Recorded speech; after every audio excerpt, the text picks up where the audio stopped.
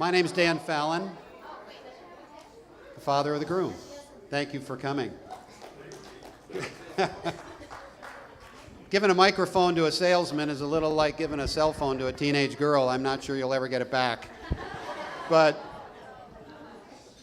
there's a theme sort of in the build-up to these weddings I've noticed. I don't go to a lot of them, but in the last 2 or 3 months I've noticed, this message, by the way, right now is only for the women in the audience. The theme is every single woman here has been concerned about whether she looks good in her dress. I've basically been hearing this for quite some time, and some have gone through 2 or 3 before they actually got to what they're wearing tonight. But just to put that issue to rest, every single woman here looks perfect in their dresses.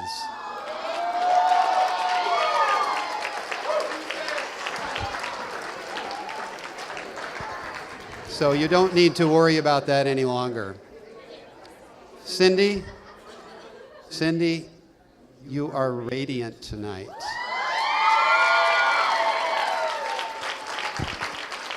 I knew you would be. I'm not surprised at all, but you are absolutely exquisite.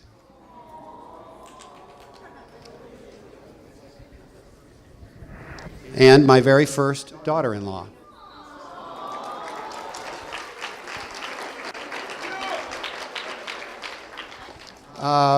Heather Brooke Fallon. Where is Heather? Heather, would you stand up, please? Okay, this young woman is Grant's little sister. And just a second. Heather, you're still single, right? Okay.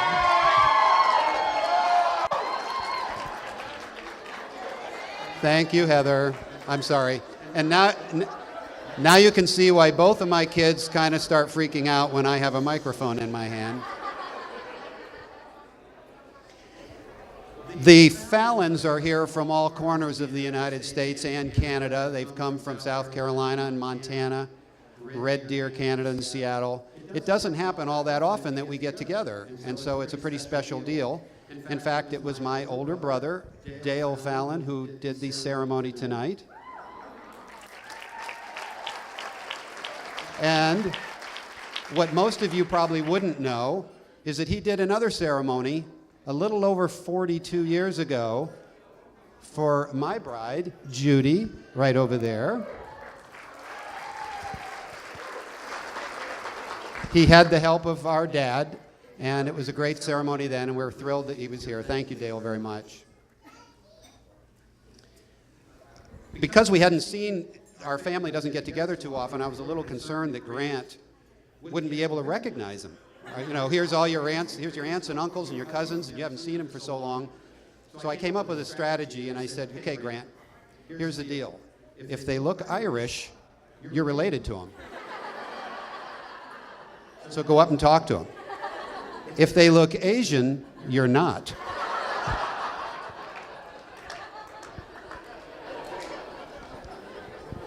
So here's Grant, who never wanted any attention in his entire life.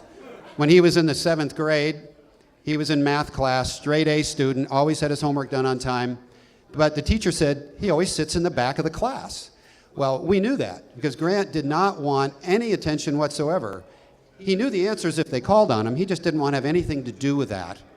And I think this is one venue where every single person in this room knows Grant. And Grant doesn't like attention. Grant, how you feeling now, buddy?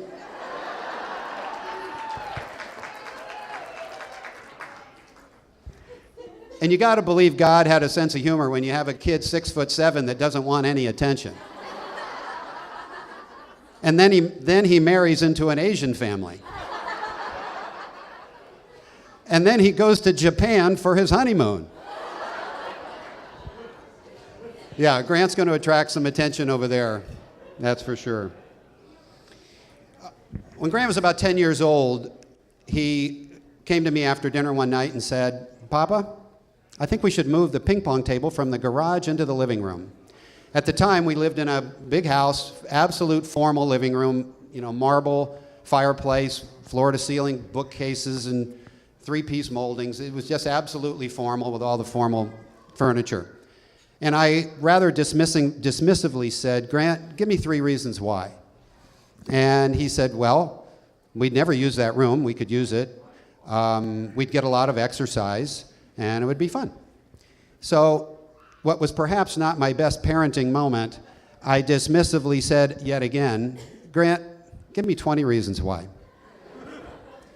He disappeared. I went about cleaning the kitchen. Well, no, wait a minute. Okay, maybe I wasn't cleaning the kitchen. But I swear the rest of this story is true.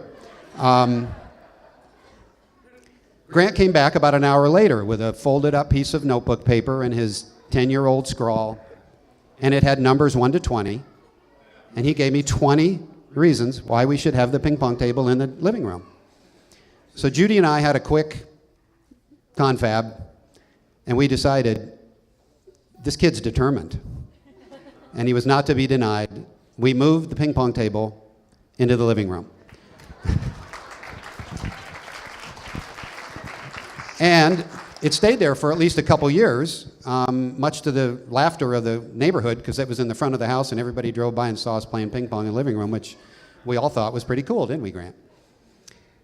From that experience, I would lay money that there's probably nobody in this room that can beat Grant in ping pong, and I know I'm talking to an Asian crowd. And Heather's not too bad either. So Heather decided a few years ago to go to India. She was going to go spend 6 months in India. And it was right after Christmas, and so we were getting her some things to get together for the trip. And I probably went to the travel store and got her some mace or something to keep some guys off of her. Her mother gave her probiotics and vitamins and antibacterial wipes.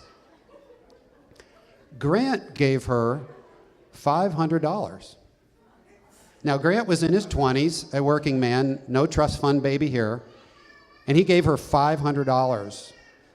But it wasn't $500 for Heather to go buy some nice piece of jewelry or nice clothing or anything else. He wrote a little note, and that note said, give this money to somebody where it'll make a difference in their life.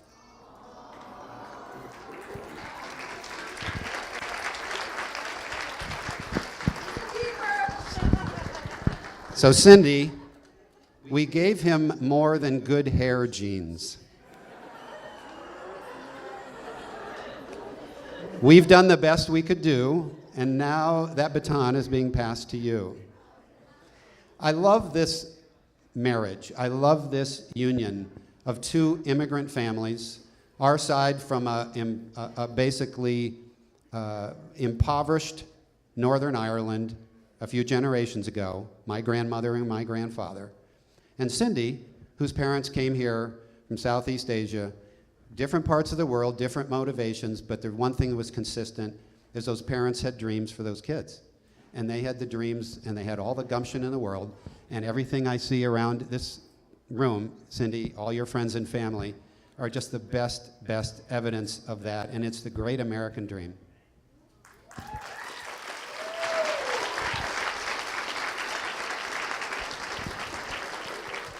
So when I see the 2 of you, I really do see an incredible team. You guys have already proven it.